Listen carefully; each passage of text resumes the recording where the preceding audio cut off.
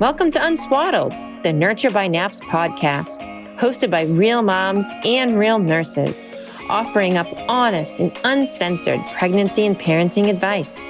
And now your hosts, the co-founders of Naps and Nurture by Naps, board-certified lactation consultants, and mothers to a small girl gang, Emily Silver, a family nurse practitioner, and Jamie O'Day, a registered nurse. Hi, everybody. So in these next two episodes, Emily and I thought that we would share our experiences that we each had with our miscarriages. So Emily and I have both had miscarriages. And so today I wanted to talk about my experience. And I feel like our hope with like telling these stories is more to one, make people who have had a miscarriage feel a little bit more supported and a little just not alone, less alone. Yep.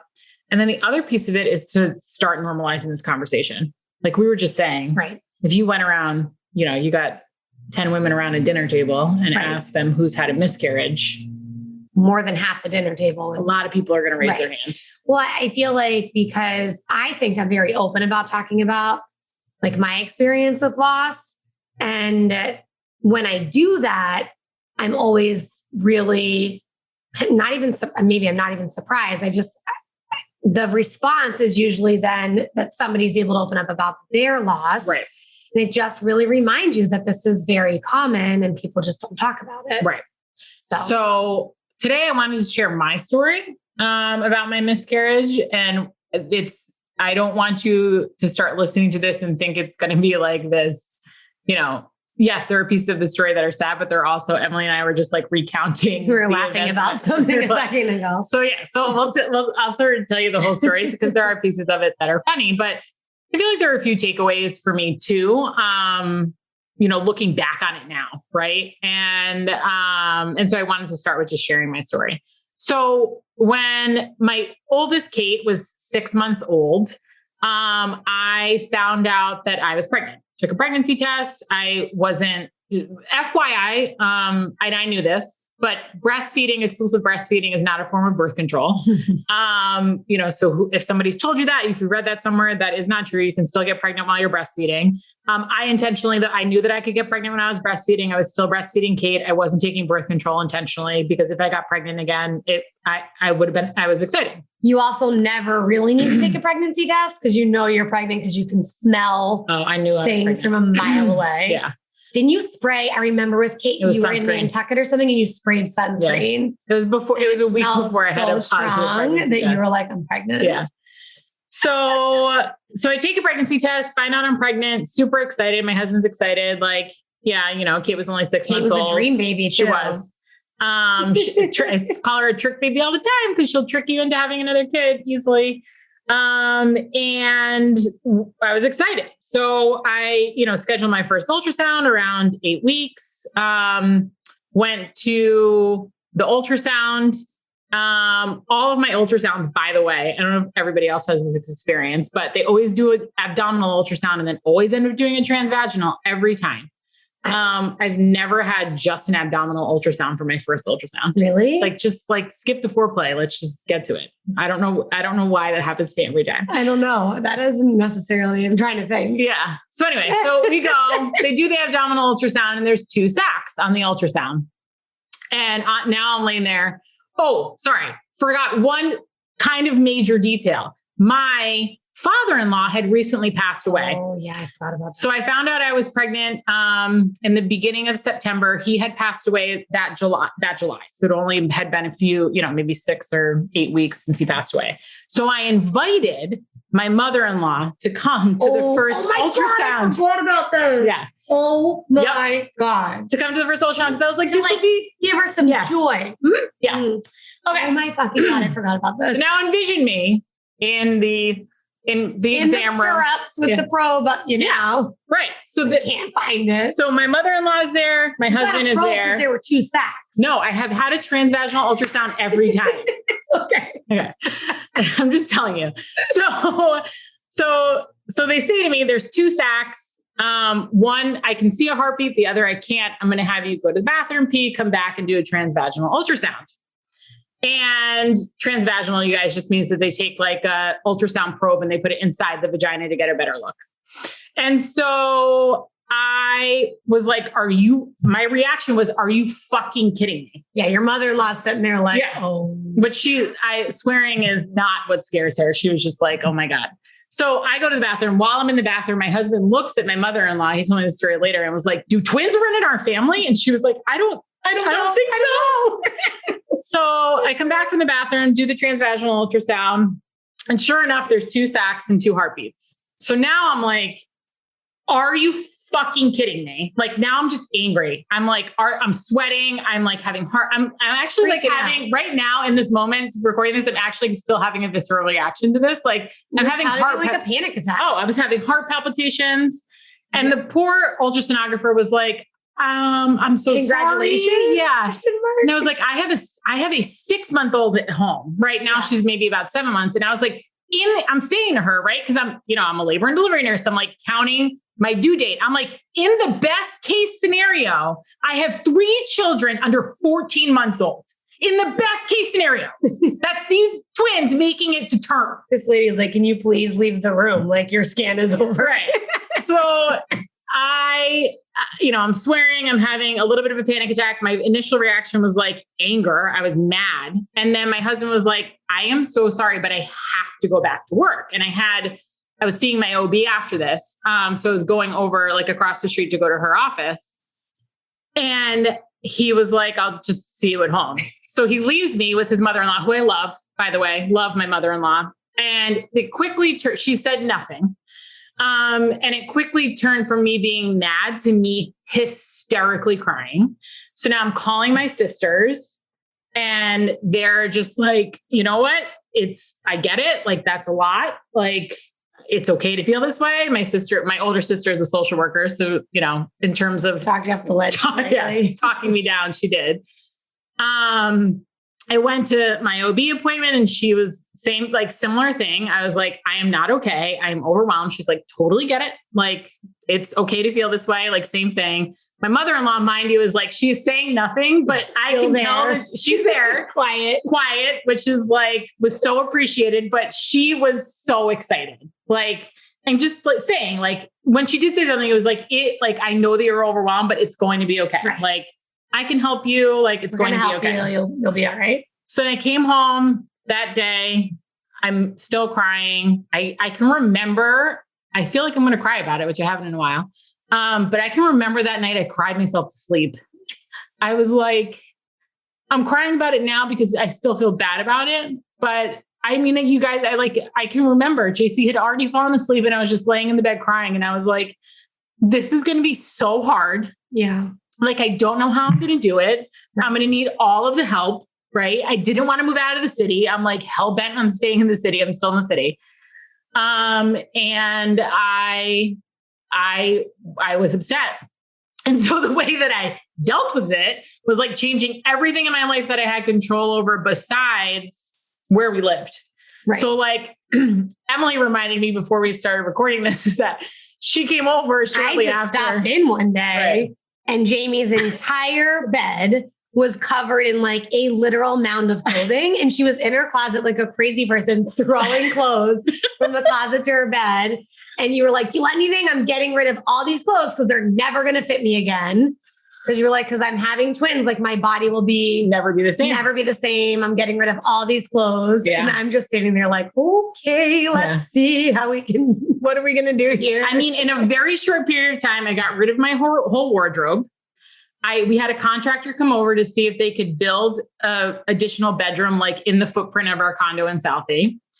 And I thankfully did not buy the car, but I went and looked for a new car and I was going to buy it. And I was like, I'll just wait until after my ultrasound. Like I was waiting for my 12-week ultrasound. It's like, I'll just wait until after my 12-week ultrasound to buy this car. But I had this car like lined up, ready to be purchased. I was going to turn in my old car, buy a new car because we needed. Because you were like, I need 3 car seats to go in a row. Yeah. Right. Yeah. I wanted a bigger car with a 3rd row and I'll need 3 car seats. So then, fast forward, whatever it was, 4 or 5 weeks, And I was still not happy. I wouldn't have described myself as happy, but I had wrapped my head around the fact that we were going to have 3 kids. Yeah. It was going to be okay. Our whole life wasn't going to be totally uprooted. We were going to figure out a way to stay in the city, and figure out childcare and like how to make it work. Like I didn't want to stop working, how to make it work. Right. So I started to wrap my head around it a little bit. And so then I went to my 12-week ultrasound. Now, another sort of piece that I want to mention in this too is before my 12-week ultrasound, 2 or 3 days before that, I think it was on a Tuesday or Wednesday, my husband's best friend from home, his best friend's brother, suddenly passed away. Yep. And so my husband was actually in Rhode Island with his friend's family when I went for my 12-week ultrasound. So I went to my 12-week ultrasound. It was with a doctor who I knew really well. I can actually remember sitting in the waiting room feeling anxious, like in a way where I didn't with my other kids. I don't know if that, like, I felt like there was something there, like maybe I did know, but like I felt anxious, like I was waiting for a job interview. Like that's the feeling that I had. Like very unlike you too. Yeah. Anyway, I went into the ultrasound and it was at that ultrasound that I had found out I miscarried. And again, the doctor who did the ultrasound, I knew really well. She was great, but I was there by myself. And this just like comes full circle to the world that we're living in now with COVID and people sometimes not having a support person when they've gotten this news, and it fucking sucks. So I've been there. And I left and my emotions were the same. I was mad. I was so mad at myself for being so upset about getting that news to begin with. So I was mad and almost immediately felt guilty for having those feelings. Were hard on yourself about like feeling very guilty. Yeah. Just feeling guilty about how I felt about not really wanting to have twins and how my whole life was going to change and how upset I was about it. And I was mad unnecessarily at my husband for just not being there. That wasn't his fault. But that was just that's how I was feeling in the moment. At a funeral. Like I literally called him and I was like, I had a miscarriage. And he was like, oh my God. And he was like, what do you want me to do? Like, I'll just drive back now. I was like, I don't know. I was so mad. I was like, I don't know. I'll call my doctor. I'll find out like when I can like get in. I knew that I wanted to have a D&C, which is just the surgical procedure. Instead of like taking medication, miscarrying at home, I wanted to have the surgical procedure. And I was like, I don't know. I'll just call my doctor and find out when I can have the D&C, but I'm going to take the earliest appointment. And if it's today, then I'm going. And like, you just have to figure out how to get here. Like, I was so mean. I was so mad. I was so mean. He like, again, thankfully was just like, he was overwhelmed too. It was hard on him too. Like he was making changes and plans to his life based on this news. And then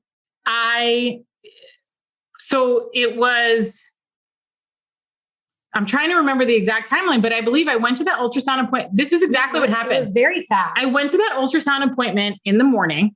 Yeah. I had a 9-month pediatrician appointment for Kate in the afternoon. Oh my God. Do you remember this? I don't remember the pediatrician appointment. And my mom was, it was a Wednesday. My mom was up watching Kate because she watched Kate, my oldest, on Wednesdays.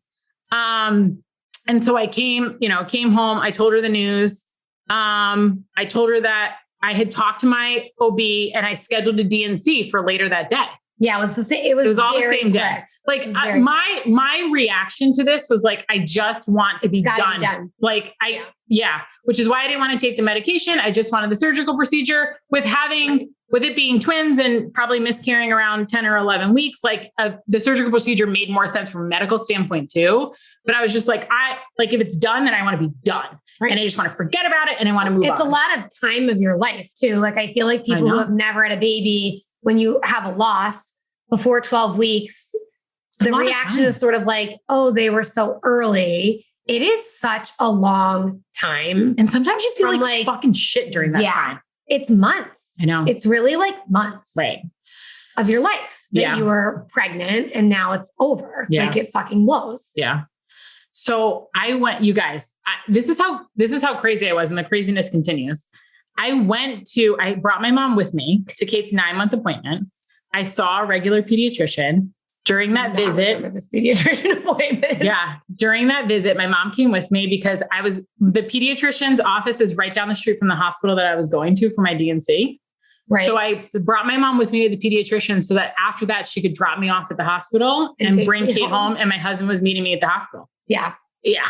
That actually sounds familiar. This sounds just like me needing to like get it done is definitely my personality. Did you tell the pediatrician when you were there? No. So this is the worst part. By the way, I'm pregnant with twins and I'm going to the hospital. No. So then he's doing his been like, what the 9-month regular appointment. And during that appointment, he had no idea I was pregnant. Right. And had just miscarried.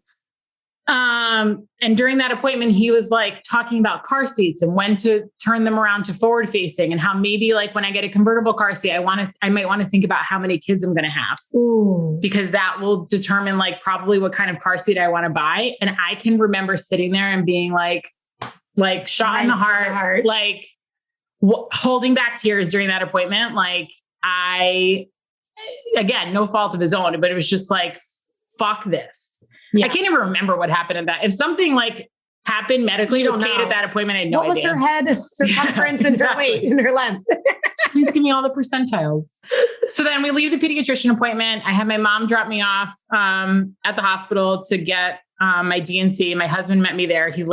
I got there and he showed up like 5 minutes later. He drove right from Rhode Island to the hospital. Like so hard for him too. Because he just lost somebody and right. Yeah. I mean, lost 2 people in a short period of time. Yeah. Thankfully, one of my best friends was there at the hospital. So she came with me and sat with me like in the waiting room. And then in the like area where they prep you and hold you before the surgery. And then I had the surgery and, you know, I know too much, right? As it relates to pregnancy and miscarriages and birth. And I can remember my reaction to anesthesia, like I usually require slightly more anesthesia than like the average bear. So I didn't feel like any pain or discomfort during the procedure, but I was like kind of awake during it. Not enough that I remember anything about it, except at the end, I said to the doctor who did the procedure, did you do an ultrasound? Because this is what we did on labor and delivery, not for miscarriages, but if somebody had like their placenta didn't come out during delivery, we would do also what's called a D&C. And we would do an ultrasound at the end to make sure that we got everything out. Make sure it was handled. And so I can remember I asked her at the end of the procedure, I said, did you do an ultrasound to make sure that you got both sacs? And she was like, I don't need to. Like, no, we didn't. I didn't need to. Like, I know that we got everything. I was like, okay, great. I literally, after the D&C, I mean, I was in the recovery room for less than 15 minutes. I like got up, got dressed, went home. I was like, we're done. We're not talking about this. I don't want to talk forward. I went back into angry mode. Like, we're done. I'm not talking about this. We're moving forward. You know, my mom, like, you know, was being nice and was like trying to ask me how I was. I'm like, I'm fine, right? Fine. Fucking fine. Like we're just moving on. And then we ended up going back to Rhode Island the next day for my husband's friend's services. Right. And while we were in Rhode Island, we were there for I want to say 2 nights. Every night that we were there, I woke up heavily bleeding, like through my underwear, through my pad, through my underwear, through like my pajamas that I had on, like onto the bed. Like I can remember both nights I woke up like in bleeding. And this is where it's like, there's this piece where like, I should have known better. In my head, I was like, this is probably normal. Like it's just some bleeding after the procedure, whatever. It wasn't until like 2 or 3 days later when we were back in Boston, I was giving my daughter a bath before bed and I was just like bleeding through the pants that I had on. And I was like, what the fuck is going on? Right. So I called the doctor on call and she's like, Jamie, you need to come back in. Like, it's not normal, the amount of bleeding that you're that you're having. I do think that there's like still something in there. So I ended up going back to the hospital only to find out that both sacs were not removed. Only one was, and there's still one in there. And so I had to have a D&C again. Yeah, that was. And that's again, like, I mean, double down on my anger. I was fucking pissed. Right. For a lot of reasons. I wanted to be done. I didn't want to go through it again. Like I was pissed that I had asked about it and, you know, asked about the ultrasound to make sure that it was all gone and like, you know, whatever. So there was a lot of things that I was mad about. And then after that I recovered. So physically I recovered. mentally, I then went into, I'm fine. We're moving on. I'm just going nobody had really checked on you either. Yeah. No, nobody did. Nobody had called you and checked on you. No, nobody did. Nobody from the office did. Like my provider didn't. Right. In fairness, like I didn't talk to anybody about it. I didn't ask for help. I didn't talk. I didn't even, like you and I didn't even really talk about it that much. No, because Grace was like 3 months old, or she was like a psycho. And you had a lot of stuff going on too. Like, right? We were both just in survival mode. My sisters hadn't had a miscarriage. I knew that Emily had, but like, I didn't really talk to anybody about it. And that piece of it was on me in the sense of I maybe should have reached out to more people to talk about it. But I also was in a place where like, I also didn't want to talk about it. Like even if you wanted to be done at that point, like you were like, I don't want to talk about it anymore. Right. This is over. Like we're done. We're moving Even forward. if I tried to talk about it with you or you tried to talk about it with me, I don't know that I would have but I don't know that I would have talked to you about it. Anyway, so then I just went into like, everything's fine. We're moving on. Mm-hmm. But then I became like super anxious and obsessed with like getting my period back, tracking ovulation, tracking my period. And I sort of went into this like robot mode of like, I'm going to track my period. I'm going to track my ovulation. I'm just going to get pregnant again. Getting pregnant again is going to fix the problem. Right. Or fix how I was feeling inside or the damage that I was feeling. Right. And I did become pregnant shortly thereafter. I think it was maybe 4 months after my miscarriage. I got pregnant again with Mackenzie, who is now my second. But looking back on it now, if I could tell myself something during that time, one, it would be allow yourself to feel however it is that you want to feel. I think that's now why I still cry about it today is because I never actually allowed myself to just feel however I wanted to feel about it. Right. I just wanted to move on, but I never actually gave myself the time to like feel and have an emotional reaction and like heal from that. Cry about it and just be sad about it. Yeah. And talk about it. But I also feel like you were hard on yourself because you were so upset that you were having twins. And then when you had the loss, you felt bad about the way you had felt about it. Right. Which wouldn't have changed the outcome. Right. Like I think the other message that I would give myself is like, there's nothing for guilt was serving me no purpose. And there was nothing for me to feel guilty about. Yeah. It's like patients who I talk to now or clients who I talk to now have had a miscarriage. And it's like, I shouldn't have gone for that run. I shouldn't have had that sip of wine. That glass of wine. I didn't know I was pregnant when I had it. Yes. And it's like, I understand that feeling, right? Because I've been there. Like I shouldn't have cried myself to sleep that night. Like maybe I would have had the babies had that been the case, right? Maybe I wouldn't have had a miscarriage. I had that thought. But that thinking serves you no purpose. It certainly didn't serve me any purpose except to make myself feel like fucking shit about it. Right. And it also, exactly what you said, doesn't change the outcome. So I think for me in telling the story, I think the message that I would give myself or that I want to give you is to allow yourself to feel however you want to feel about it. Like the way that there's no right way to grieve. No. Right. And not that I'm giving myself a hard time about the way that I chose to grieve. Right. But looking back on it now, I actually never gave myself the opportunity to grieve. And so however you want to react to it is okay. Allow yourself to have all the feelings that you want to feel. And please don't blame yourself and don't feel guilty that you should have or could have done something differently or shouldn't have done the thing. Because it's not on you. You know, miscarriages happen all the time for reasons that we don't know. Or sometimes reasons that we do, right? But it's never because you could have or should have done something differently. So that's my story. I appreciate you guys listening to this. And next week we'll share Emily's story. Dive in for mine. Yeah. Slightly different. Slightly different emotions, but yet similar visceral reactions. Yes. So we will see you guys next week. And thank you for listening to my story. Thanks for listening, guys. If you enjoyed listening to this podcast, check out our other virtual and in-person offerings. For more information, meet us over at nurturebynaps.com and on Instagram and Facebook, where our handle is Nurture by Naps. We can't wait to see you there.